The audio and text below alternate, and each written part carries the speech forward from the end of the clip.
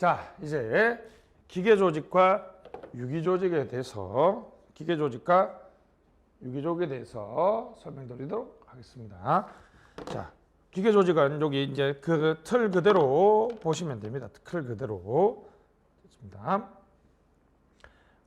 공, 복, 맞죠? 집. 공식성이 높은 공복집이 단도쪽. 그 다음에 규환전기 됐습니다. 상황 조건이 있습니다. 규환전기. 써볼까요, 이게? 기계구조는 대규모, 안정된 환경, 불확실성이 낮다는 거죠. 낮은 불확실성, 전략, 저비용 전략,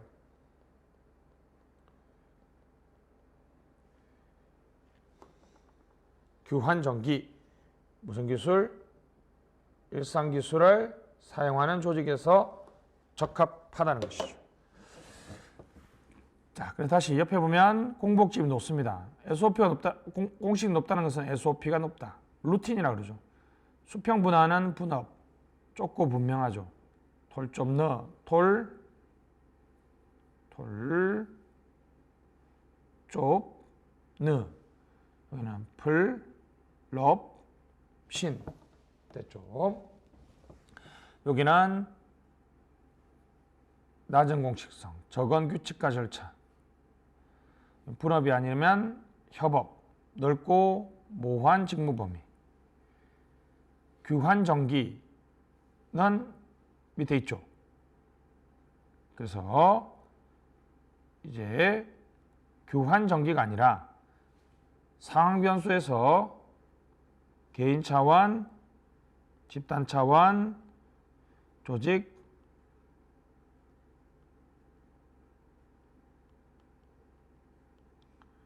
전체 차원에서 한번 얘기해 봅시다.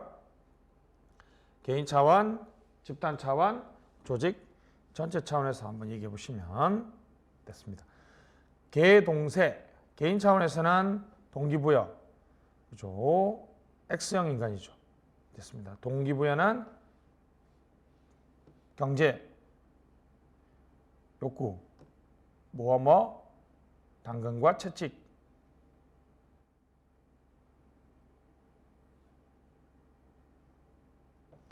됐습니다. 당근과 채찍이라는 우리 동기부여를 사용해야 된다는 거죠.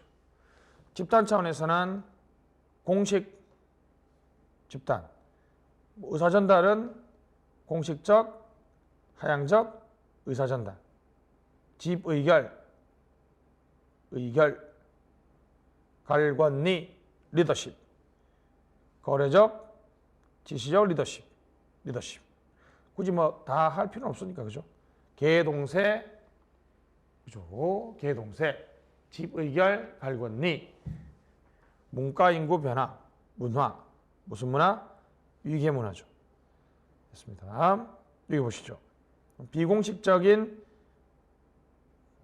Y형인간, 통합모형이라고 그랬는데요. 자, 여기는 경제적 욕구라면 여기는 사회 심리적 욕구. 사람들과 좋은 관계를 맺고 싶다 해서 관계 욕구라고 그랬죠. 그러면 배려와 관심이 필요하다는 거죠. 통합 모형. 비공식 집단을 인정한다. 비공식적인 의사전달. 비공식적인 의사전달이 활성화되겠죠. 지시적 리더십의 반대는 지원적 리더십. 거래적 리더십의 반대는 변혁 리더십 등이 되겠고요. 위계문화의 반대는 혁신문화겠죠. 위계문화의 반대는 혁신문화. 그래서 이제 구조적 차원에서 주로 얘기를 많이 하는데 관리적 측면의 차원에 또 얘기해 주시고 상황 요건 우리가 규환전기로 봤는데 추가적으로 보시면 뭐 다 아는 거죠. 명확한 조직 목표, 분업, 단순한 과제, 성과 측정, 금전적 동기부여, 권위의 정당성이 확보되기 때문에 확보된 상황. 그러면 하향적 의사전달, 지시적 리더십 가능하겠죠. 여기는 반대입니다. 모호한 조직 목표와 과제, 분업이 어려운 과제. 분업이 어려운 과제가 바로 여러 분야의 여러 부처에 걸쳐 있는 협업 과제, 난제를 말하죠. 자율주행, 인터넷은행, 핀테크 등이죠. 복합적 과제, 금전적 동기부여가 힘듭니다. 성과 측정 어렵고 도전받는 권위. 그러면 이제 하향적이 아니라 상향적, 비공식적 의사전달을 통해서 문제를 해결해 나가야 되겠죠. 됐습니다. 자, 조직 구조는 이론적으로 기계 구조와 유기 구조가 있습니다. 자, 기계 구조 가시죠. 기계 구조 됐죠? SOP, 분업, 톨점너의 직권화, 개동세, X형 인간, 무술 리더십, 공식적, 하향적 의사전달, 지시적 리더십, 위계문화.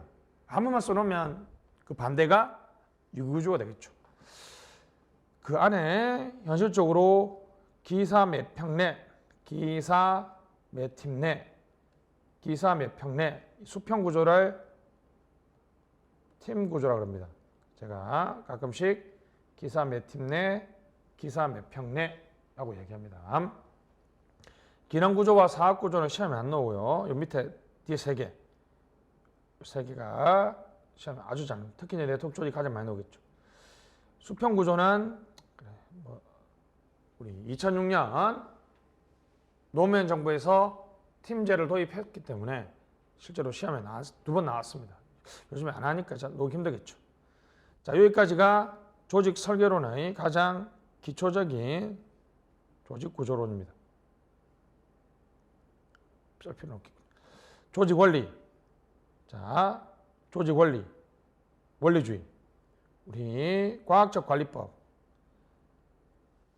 연구하고 그것이 행정에 도입되었을 때 행정관리론이라고 얘기했습니다. 그래서 과학적 관리법,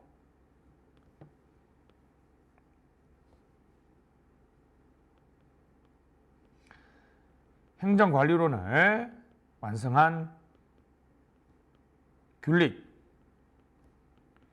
1936년인가요?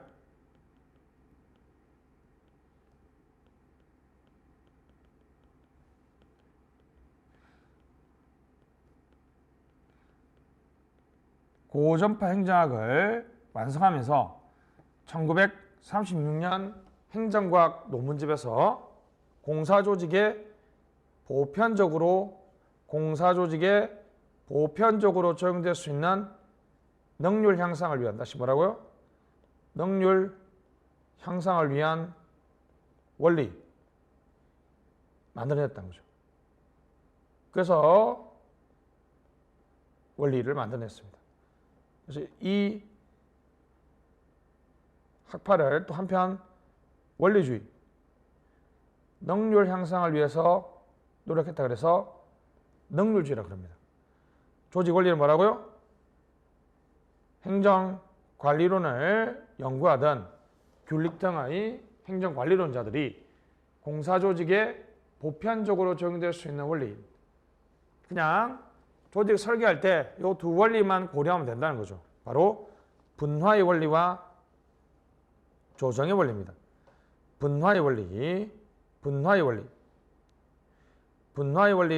원리와 다음 페이지에 있습니다. 조정의 원리가 있죠. 분화의 원리는 수평적인 것, 전문화의 원리죠. 수직적인 것은 계층제죠.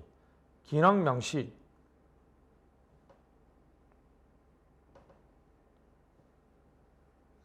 동질성의 원리, 개성과 참모를 구분하고 부처 편성의 원리를 고려해야 된다는 거죠. 자, 여기서 이제 우리 직무 설계가 나오죠. 우리 이거는 인사행정 할 때 봤죠? 우리 관료제적인 직무 설계는 단순 반복 업무죠. 관료제적 직무 설계는 수평 분화도 높고 수직 분화도 높은 경우죠. 수평 분화를 옆으로 가주면 양적인 측면, 직무 확대입니다. 확장이라 하기도 합니다. 수평적인 거죠. 나쁘게 보면 단조로움에 단조로움을 더하는 거죠. 근데 수직적인 직무의 수준을 낮춰주면 이른바 enlargement가 아니라 enrichment가 되죠. 탈관료제 됐습니다. 그래서 고위 관리 직무는 여기도 이제 enrichment라고 할 수 있죠.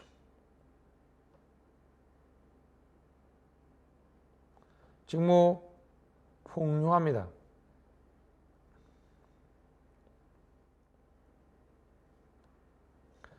자율성과 재량을 높여주는 거죠. 자율성과 재량을 높여줍니다. 엔리치먼트, 직무 풍요합니다. 그래서 전통적인 직무 설계는 이렇게 수직 분화와 수평 분화를 다 높여주는 건데, 수평 분화를 낮춰주고 수직 분화를 낮춰주는 쪽으로 직무를 재설계해야 됩니다. 우리가 이제 인사행정에서 봤죠. 왜냐? 우리 분화의 원리는 부서 할거주의, 인간 소외의 문제가 있죠. 무력감, 의미 상실. 게다가 지능정보사회나 다양성 관리의 사회가 등장함으로써 직무를 재설계해 줄 필요가 있습니다. 협업도 좋지만 직무 재설계가 필요하죠. 수평, 수직, 개인, 집단. 기억나시죠? 직무 확대, 직무 확장. 됐습니다. 책임의 변화는 없죠. 이건 이제 우리가 집단으로 가면 직무 교차나 직무 순환이 된다는 거죠. A 사람의 직무가 B 사람께 되고 B 사람께 A 사람이 되죠. 직무 풍요화는 엔리치먼트입니다. 자율성이나 더 많은 권한과 책임을 주는 거죠. 준자율적인 작업팀 처럼 순환문제 출제단,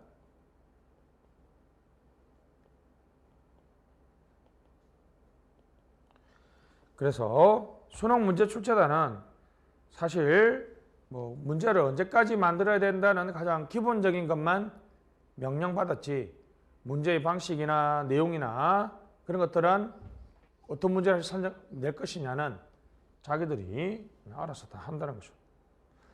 자, 분화의 원리가 있었다는 거죠. 분화의 원리가 있습니다. 저는 이걸 분업의 원리라고 얘기해요. 수평 분화와 수직 분화가 있습니다. 수평 분화는 분업이라고 그랬죠. 수직 분화는 상명하복의 계층제라고 그랬습니다. 분화를 했다면, 그래서 200여 개의 악기로 오케스트라의 구성이 되어 있다면 이제 200개의 악기를 연결하고 조정을 하고 협력을 하고 통제를 해야 되겠죠. 그래서 이 용어가 다 같이 사용됩니다. 협력, 조정, 통합, 연결. 마치 오케스트라의 지휘자와 같이 오케스트라의 지휘자의 손에 의해서 200개의 악기가 연결되고 통합된다는 거죠. 연결되고 통합된다는 거죠. 당연히 수직 분화와 수평 분화가 있었으면 수직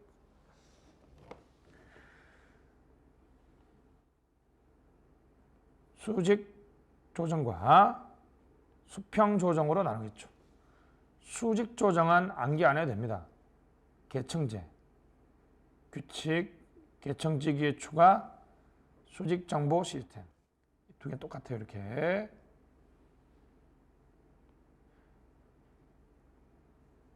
저 여자처럼 이렇게 이 학생처럼 이쁘게 잘 안 되네요. 조정의 양이나 조정의 필요성이 있습니다. 여기 정, 직, 좋습니다. 계, 직, 추, 정입니다. 계, 직, 추, 정. 밑에 가도 똑같습니다. 그러니까 순서대로 외워야 된다. 제 말은 순서대로 외워야 된다면 순서대로. 그죠? 정, 직, 임, 사 팀이에요. 정보 제공, 정보 시스템, 직접 접촉, 임시 작업단, 사업관리자, 영구적인 팀. 그래서 정직 임사팀, 정직 임사팀 이렇게 되어 있습니다. 한번 보겠습니다. 그래서 정보 공동 이용 시스템을 구축해서 정보 교류를 통해서 서로의 문제를 부처 간의 이견을 조정해 나간다는 거죠. 직접 접촉은 연락책을 통해서 보통 실무회의, 조정회의 등을 직접 접촉의 기회라고 보면 되겠죠. 자, 임시 작업단은 잠정적인 공동 작업을 수행합니다. 행정수도, 건설단, 일자리위원회. 사업관리자는 중요한 것은 부처 밖에서 다시 오대요. 부처 밖에서 조정의 업무를 담당하는 별도의 직위를 주는 거죠. 보통은 뭐 대통령, 비서실장 또는 뭐 국무총리 등이 그런 얘기를 하죠. 영구적인 사업팀은 대규모 사업이나 주요 핵심무의 조정의 필요성에 따라서 아예 이거는 새로운 조직을 만드는 겁니다. 흔히 말하는 이걸 팀이라고 그러는데요. 이 팀은 그 하나의 새로운 조직을 만든다는 거예요. 행정수도, 건설단이 너무 반복적이고 너무 다부처적인 조정과 협력이 많이 필요하니까 행정중심 복합도시 건설청을 만들어버렸고 인천 경제자유구역청 이렇게 해서 대규모 조정 규모 사업이나 중요한 혁신 업무에서 영구적인 사업팀을 만들어서 조정하는 것이죠.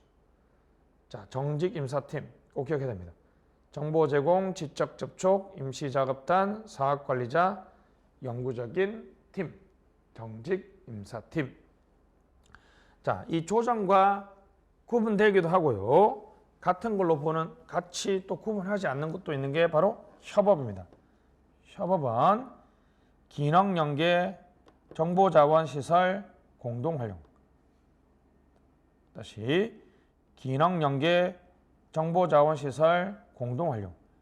기능연계, 정보자원시설의 공동활용하는 거죠. 기상청의 레이더의 정보를 공군 레이더의 정보를 기상청이 공동 활용합니다. 그죠? 공군은 군사적인 목적에 활용하지만 기상청은 일기예보라는 목적에서 활용하게 되면 더 좋은 서비스를 제공할 수 있겠죠. 총체적 정보를 구현할 수 있습니다. 다시 협업은 뭐라고요? 협업은 기능연계, 정보시설 자원의 공동활용이죠. 행복출산 원스톱 서비스가 유명한 사례죠. 행복출산 원스톱 서비스.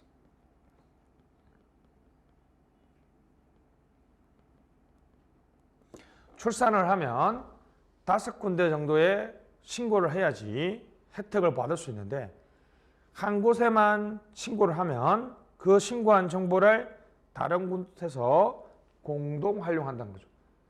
그래서 원스톱 출산에 관한 서비스를 원스톱으로 제공해 준다는 거죠. 행복 출산 원스톱 서비스.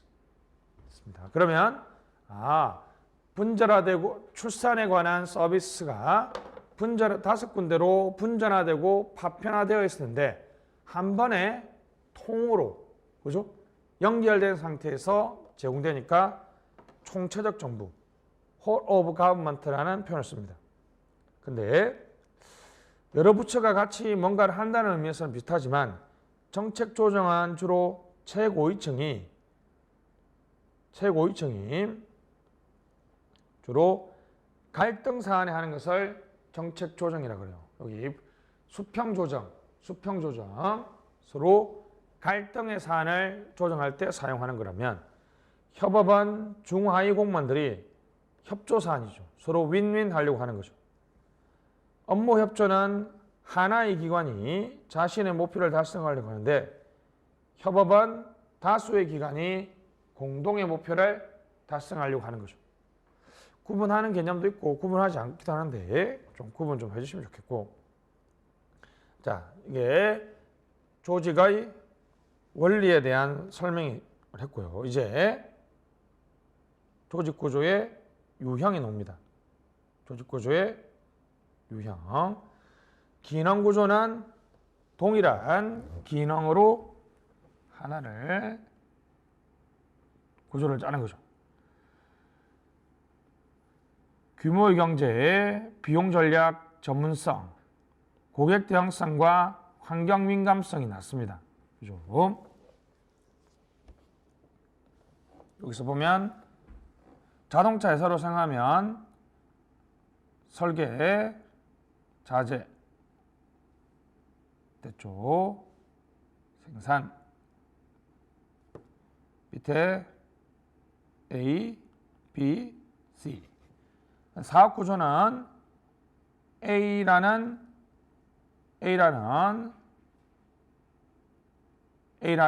사업물하고 여기 B라는 최종 생산물, 사업 구조죠. 산출 구조죠. 그럼 그 밑에 설계, 자재, 생산이라는 부서를 가지게 된다는 거죠.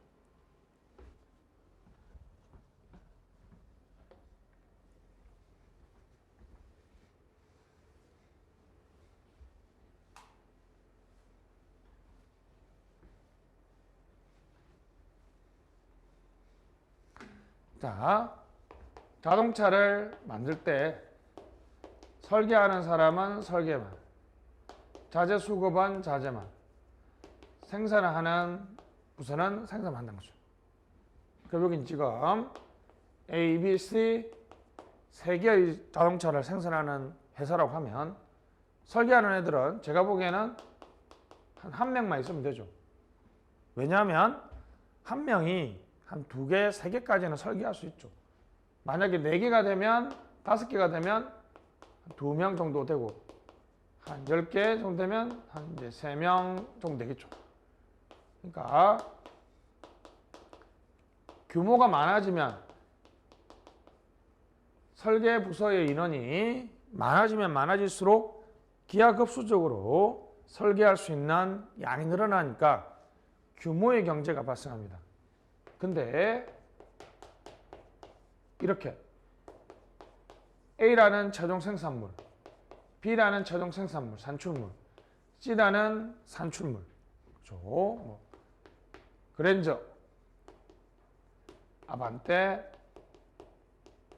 투싼 이런 식의 최종 생산물로 조직을 편제하게 되면 요 밑에 설계, 자재, 생산이라는 부서가 각각 따로 있어야 되니까 여기도 자재 1명, 여기도 자재 1명, 여기도 자재 1명. 같은 면에서는 여기는 비용 전략에는 상당히 불리한 조직입니다.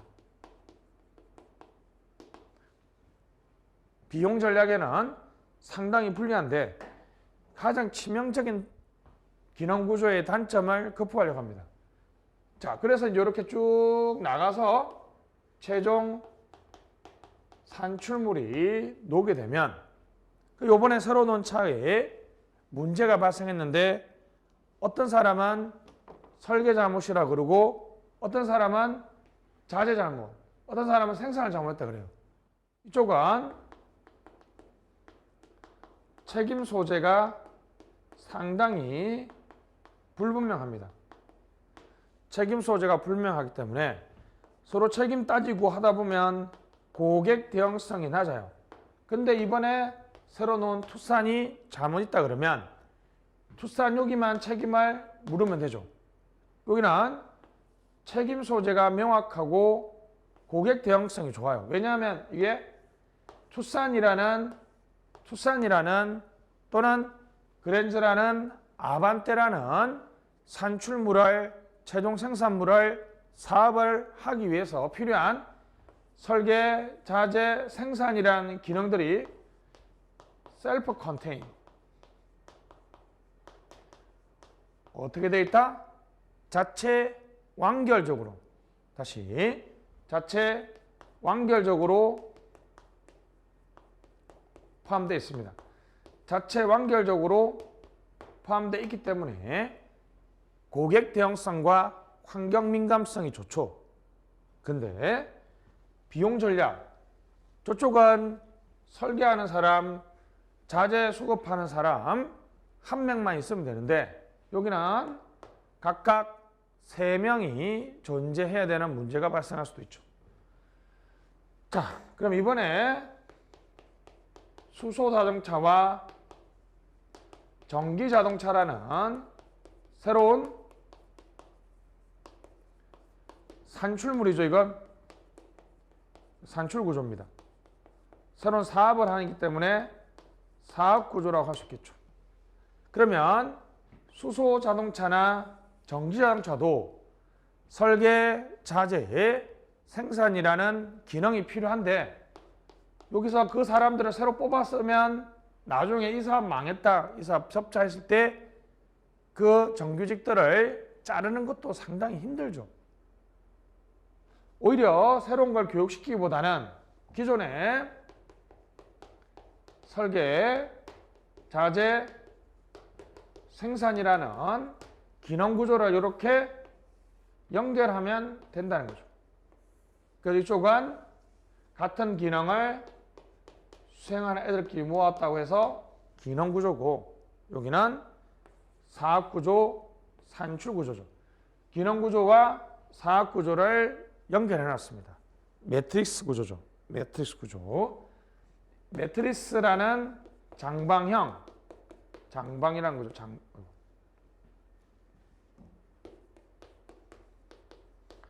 장방형 구조로 연결했다라고 볼 수도 있는데 실제로 이거는 이제 학문적 용어고 이거는 이름은 수소자동차 기획팀, 수소자동차 타스크포스. 실제 이름은 여러 개로 할 수 있습니다. 근데 이제 설계 A, B 갑을 병이 설계팀에서 일하다가 이번에 갑은 이제 수소자동차 기획팀에 파견 가겠죠. 파견. 여기 갑은 이제 설계팀이라는 기능 구조에도 속해 되어 있지만 수소 자동차 팀에도 속해 있다는 거죠. 그래서 한 명은 오로지 한 상관을 섬겨야 된다는 명령 통일의 원칙을 위배하는 2명의 상관을 섬기는 기능 구조의 사업 구조의 상관을 2명을 섬기는 문제점이 발생하죠. 그래서 이쪽에서 이제 갑은 설계팀은 1이라는 설계 방식을 강조하고 수소차는 특이하니까 2라는 방식을 강조했을 때 어느 것을 따라야 될지 잘 모른다는 거죠. 매트릭스 구조는 기능 구조의 장점인 규모의 경제, 전문성, 비용 전략과 사업 구조의 장점인 고객 대응성과 환경 민감성을 동시에 제고할 수 있습니다. 개인도 새로운 데 가서 일을 하면 경험도 쌓고 성장하고 발전할 수 있겠죠. 그러나 기능 구조의 명령과 사업 구조의 명령이 달랐을 때 그것을 효과적으로 제어할 수가 없다는 거죠. 자, 매트리스 구조까지 봤습니다. 근데 이제는 팀입니다. 팀 구조, 수평 구조. 수능 문제 출제단 아마 단장님은 있고요. 밑에 예산, 인력 등은 있겠죠. 그러나 수능 문제 팀에 국어, 영어, 수학 3명씩 들어서 일을 하면 국어팀의 자기가 그냥 이렇게 알아서, 영어팀도 이렇게 알아서 완전히 어떻습니까? 팀 내에서 공동 결정을 하고 공동 집행을 해서 공동으로 평가를 받고 공동으로 상을 받는 거죠. 팀 구조, 완전한 수평 구조는, 팀 구조는 플랫한 조직이죠. 지금 어떠한 계층제도 나타나고 있지 않죠. 아주 이 국어팀이, 출제팀이 5명이 오더라도 거기 그냥 형식적으로 뭐 반장님, 팀장이 있겠지만 사실상 5명은 완벽한 형태의 수평적이죠. 됐습니다. 축구팀은 11명이 뭐 선배가 있고 후배가 있겠지만 완전히 수평적이죠. 완전히 플랫합니다. 그러면 우리가 공격수가 3명, 미드필드가 5명, 수비수가 2명이었는데 이제 그렇게 되는 것이 아니라 자기의 기능이 있는데요. 자, 이번에 우리가 지금 치고 있으니까 공격을 해야 될 상황에는 나는 수비수니까 수비만 해야지. 이게 아니죠. 우리가 공격해야 될 때는 수비수가 공격수의 기능을 보완해주고, 자, 우리가 지금 이기고 있으면 자물쇠를 잠궈야 됩니다. 그랬을 때는 우리가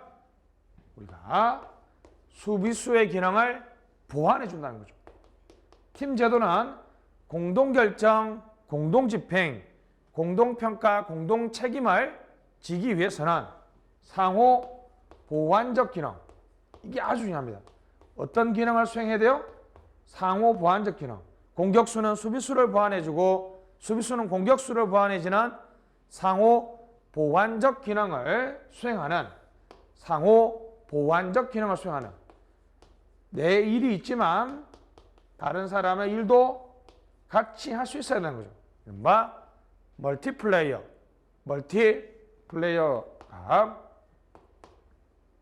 돼야 된다는 거죠. 그러기 위해서는 이제 다면 평가를 해야 됩니다. 팀 성과에 무임승차하려는 사람들이 있기 때문에 다면 평가를 해야 된다는 거죠. 자, 이게 수평 구조. 팀 구조의 가장 핵심 단어는 뭐라고요? 완전히 이를 수평적으로 영역 구분이 없이 하려면 무슨 기능을 수행해야 돼요? 상호 보완적 기능을 수행해야 됩니다. 상호 보완적 기능을 수행하는, 상호 보완적 기능을 수행해야 된다는 거죠. 자, 여기에 대해서 이제 예전에 출판사가 있었습니다. 출판사는 출판의 기획을 하고 저작을 하고 편집을 하고 인쇄를 하고 배송을 하고, 자, 책이 자, 들어옵니다. 들어오면 책이라는 것이 산출되기 위해서 필요한 기능이죠. 이걸 하나의 독자적인 라인이라 독자적인 하나의 구분점. 이것을 묘들이라고 합니다. 묘들. 하나의 발음이 안 되네요. 하나의 모듈입니다. 모듈. 발음이 됐습니다. 자, 그러면 옛날에 이게 투입 요소의 결합 방식인 이 전환 과정, 각각 이 하나의 기능들이 얼마나 효율적으로 결합되는지에 따라서 그 기업의 효율성, 즉 비용 전략이라는 관점, 규모의 경제라는 관점에서 접근했는데, 근데 요즘에 세상이 엄청나게 IT와 정보가 발전되면서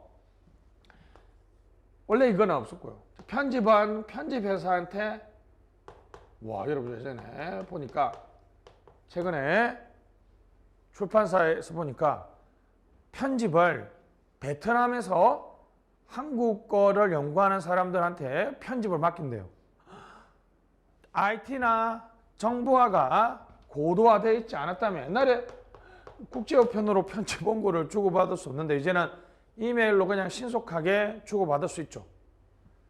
자, 인쇄는 인쇄 전문, 배송은 배송 전문 회사에 맡겨버립니다. 우리의 기능을 홀로 해서 아웃시켜버리는 거죠. 홀로 아웃 조직, 각 개별의 기능, 모듈별로 독자적으로 편집합니다. 그러면 아마 기획, 핵심 기능인 기획만 있고 편집, 저작, 인쇄, 배송 기능을 이렇게 아웃소싱, 홀로인 아웃. 그래서 여러 조직들이 마치 내 것이 아닌 자원을 내 것인 것처럼 쓸 수 있죠. 여기에 있는 이제 편집 회사의 편집 직원들은 우리 회사 직원은 아니지만 제가 그쪽에 맡기면서 마치 내 것이 아닌 자원을 내 것인 것처럼 쓸 수 있죠. 그래서 이제 언제까지 편집해 주세요 라는 목표는 아주 통합적이고 직관적으로 결정되더라도 편집 내용에 대해서는 이 편집 회사한테 자율성을 부여한다는 거죠. 느슨하게 연계되어 있는 조직 구조, 이른바 네트워크 조직 구조가 등장한다는 거죠. 네트워크 조직 구조가 등장한다는 것입니다. 한번 봅시다. 자, 매트릭스 구조가 되겠습니다. 기능 구조와 사업 구조의 화학적 결합, 이완적 명령 체계, 원맨 원보스 원칙을 위배하고요. 듀얼 라인, 이중 명령 체계죠.